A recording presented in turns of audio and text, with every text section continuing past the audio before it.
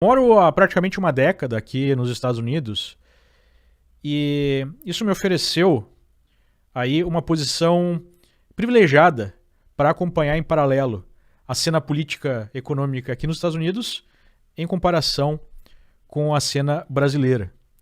E é impressionante perceber como tudo acontece antes nos Estados Unidos e depois é repetido no Brasil. E eu me refiro aqui à estratégia geral, à forma de atuação geral da esquerda, né?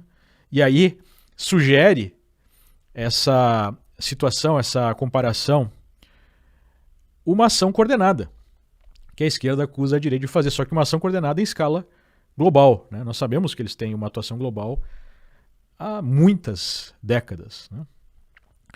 Pois, se não vejamos, nós tivemos aí ao longo dos últimos dias o circo armado pela esquerda sobre o 8 de janeiro, que provaria, né, aí o caráter totalitário da direita, e eles se arrogam então a defesa da democracia, das nossas instituições e tudo mais.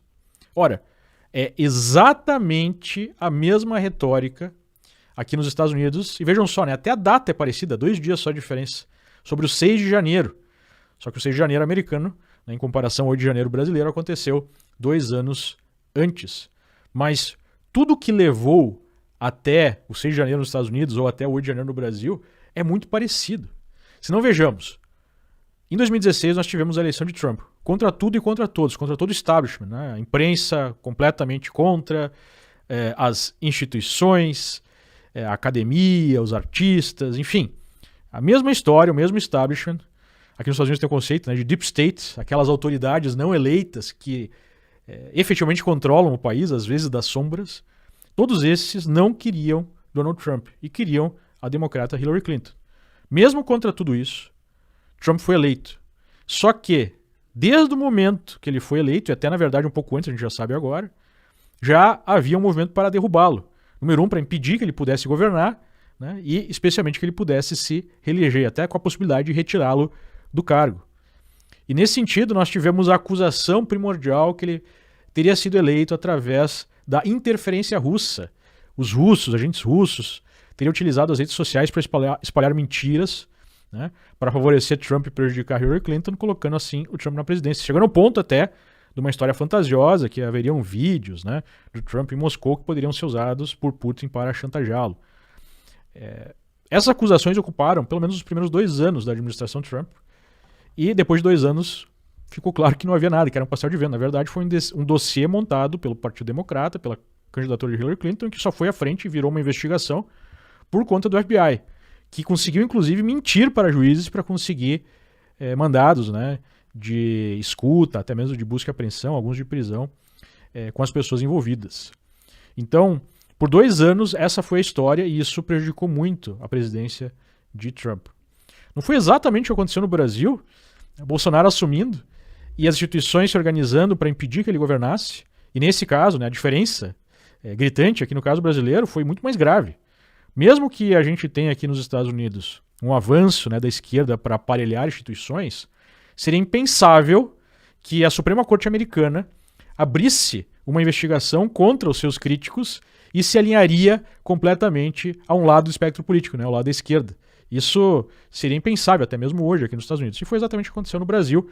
A Suprema Corte, então, brasileira, a Corte Constitucional, assumindo essa posição de combate sistemático ao governo Bolsonaro e num nível além, né, um nível de perseguição sistemática através desses inquéritos de toda a direita.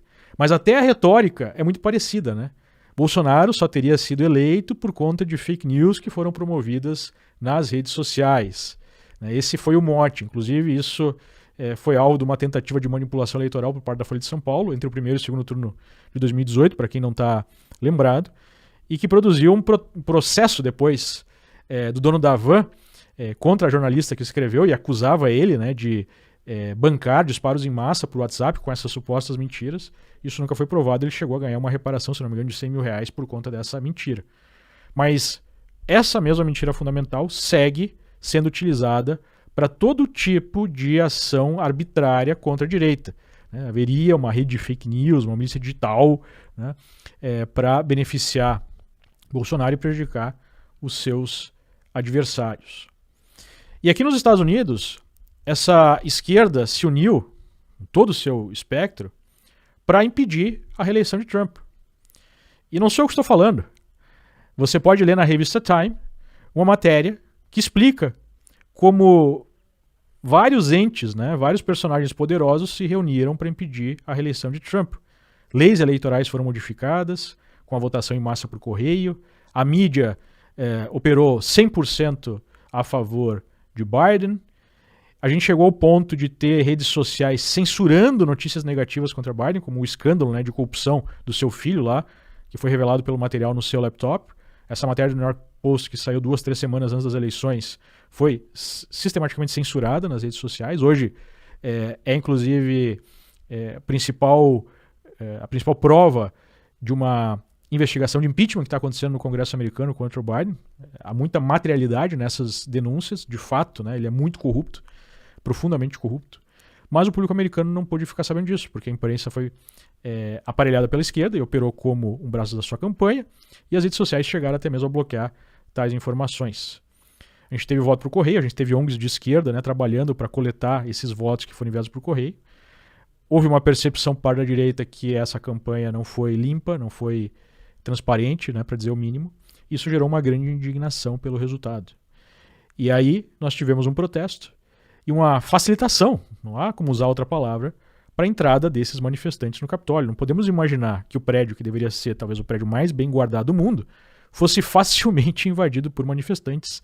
E essa invasão foi utilizada para justificar todo tipo de ato arbitrário posteriormente, com a prisão de vários militantes de direita e com a criminalização do próprio Trump.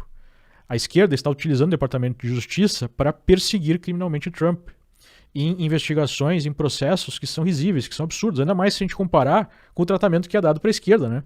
A Hillary Clinton, ficou provado, utilizou um servidor pessoal para tratar de assuntos de Estado. Isso não foi nem mesmo levado à justiça como uma denúncia. Biden, através do seu filho, vendeu influência, fez tráfico de influência. E até agora essa investigação não anda depois de vários anos. Já Trump está sendo investigado e esse processo está em Nova York por causa de um registro contábil, que seria equivocado a sua campanha, enfim. Ele responde a 4 processos e já há a busca nos estados que são controlados por democratas de retirá-lo da cédula eleitoral, porque aqui nos Estados Unidos os estados têm a capacidade de definir as regras para as eleições, mesmo para as eleições a nível federal. Estão invocando uma cláusula da Constituição que foi emendada logo após a Guerra Civil Americana, que fala insurrection, insurreição, para sugerir que ele teria promovido uma insurreição e, portanto, não poderia estar apto a ser candidato. O que é absurdo, porque mesmo nesses processos que ele está respondendo, não há uma acusação de insurreição, que é uma acusação muito grave que precisa ter provas inquestionáveis, o que não acontece. Ele não promoveu uma insurreição, ele está promovendo um protesto contra todo o procedimento eleitoral que levou Biden à presidência. Compare com tudo o que está acontecendo no Brasil. Só que no Brasil, novamente, sempre é um passo além, sempre é muito mais grave. O Estado chegou ao ponto de retirar um sujeito da cadeia para alçá-lo à presidência porque ele teria um apelo popular maior. Não é o caso aqui nos Estados Unidos. Então, a gente vê que essa onda totalitária que nós estamos enfrentando no Brasil não é uma onda brasileira, é uma onda global. A esquerda, a nível global, não acredita mais em liberdade de expressão, não acredita mais em disputa política aberta, não acredita mais no processo democrático usual. Não. Eles se arrogam aí a própria democracia, ou seja, se você não for alinhado à agenda socialista, você é um antidemocrático, você é um fascista, e eles simplesmente querem controlar o processo político sem uma oposição. Essa é a realidade no Brasil, essa é a realidade nos Estados Unidos, essa é a realidade no Canadá, por exemplo. Eu postei mais cedo um repórter sendo preso só porque fez algumas perguntas à vice-primeira-ministra. Essa é a realidade em boa parte da Europa. É isso que nós estamos enfrentando. O Brasil, como não poderia deixar de ser, está à frente do processo.